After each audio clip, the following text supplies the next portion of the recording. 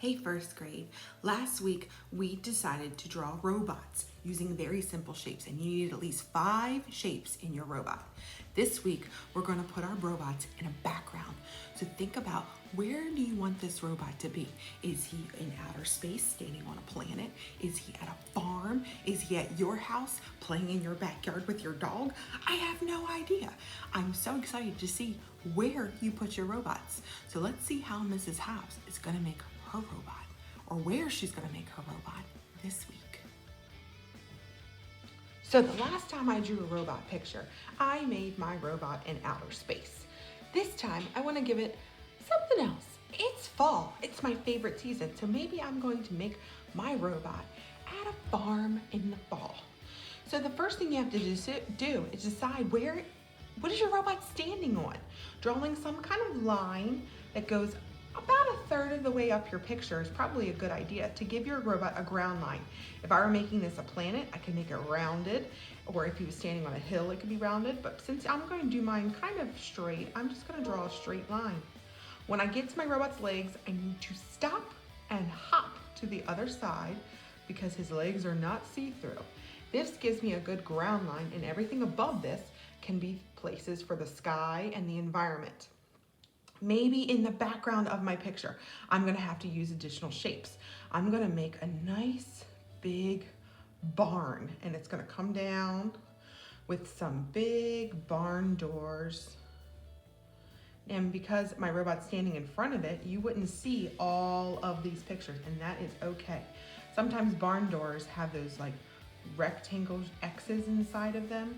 So I'm gonna use simple lines and shapes to make it look like a barn door. And then they continue on to the other side of a barn. And the barn has like a triangle type roof to it. And then maybe there's a window up here with some shutters. So I'm using simple shapes again to add my environment. Maybe so that we know that this is a farm, I can put over here a big pile of hay.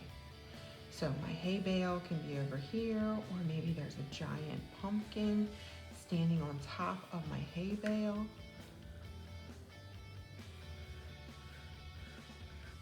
And then maybe down here on the ground, I can have other fall fruits. Maybe there's another pumpkin over here, and look at how I overlap with his wheels.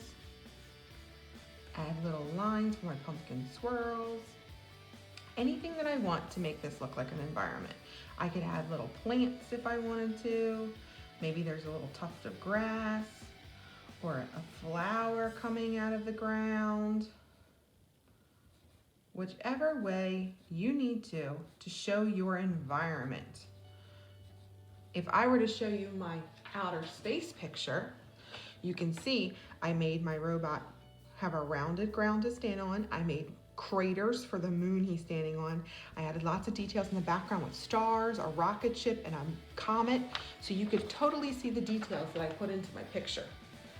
To finish this off, maybe I'm going to put some clouds behind his head up here and behind the barn. And I think this is looking pretty good. I'm at a great part where I'm just about ready to color this, but don't color it yet. We're gonna go over specific coloring skills and techniques next week. So put this in a safe place and get excited about what colors you're gonna use in your robot background.